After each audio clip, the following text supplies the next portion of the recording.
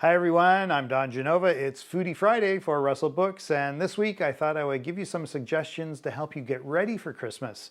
Not necessarily gifts that you want to give, but things you want for yourself to help you with recipes, some decorating tips, some crafts, the whole 9 yards. So the first one is going to help you get the kids involved because it's the Usborne Children's Christmas Baking Kit. It's got a step-by-step cookbook in there, right there, along with some cookie cutters and some baking cups as well. So that's a really nice package to get together.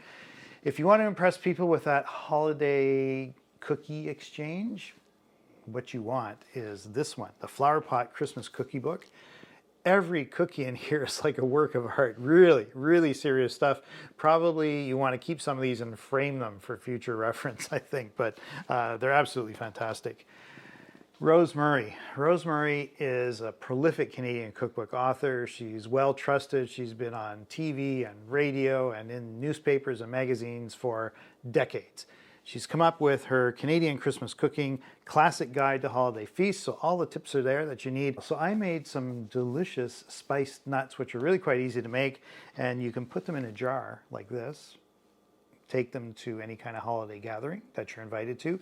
You will be the hit of the party. Only problem is you may get asked for refills. Maybe make a double batch, I think.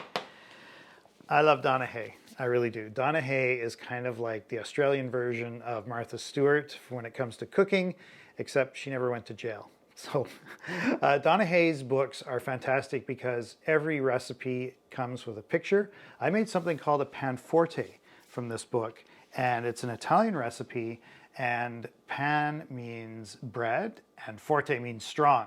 So it's a very dense bread, but it's also incredibly flavorful. There's all kinds of spices in it. And this one has in the interior smoked almonds and dried cherries as well. This one, you'll make it year after year after year in big demand. So that's the Donna Hay Christmas Feasts and Treats. Then there's a couple of standards. There's nothing wrong with the standards. My very first cookbook was the Betty Crocker Step-by-Step Picture Cookbook. Well, Betty Crocker, of course, has a Christmas cookbook as well. I've made a couple of recipes for here. One was a champagne shrimp risotto, which is great if you're having a dinner party, not actually for Christmas dinner, but a dinner party around the holiday season. And the other recipe I made was a pistachio chocolate loaf. And that is perfect for when you've got people dropping in unexpectedly. You just carve off a few slices of that, make some tea, and you're golden. Same as Betty Crocker Christmas book, The Better Homes and Gardens, Christmas All Through the House, chock full of tips and recipes and decorating and crafts, all that kind of thing. This one's a bit of an oddball, I have to admit. This is the Hallmark Channel Countdown to Christmas. You know, a lot of Hallmark movies are made right here in Victoria and dozens in Vancouver as well. So they're fun to watch. You can pick up on the locations, but this, if you're into the actors have their recommendations, their recipes for cookies and bars and things like that and squares, and actually some pretty good ideas like these crostini.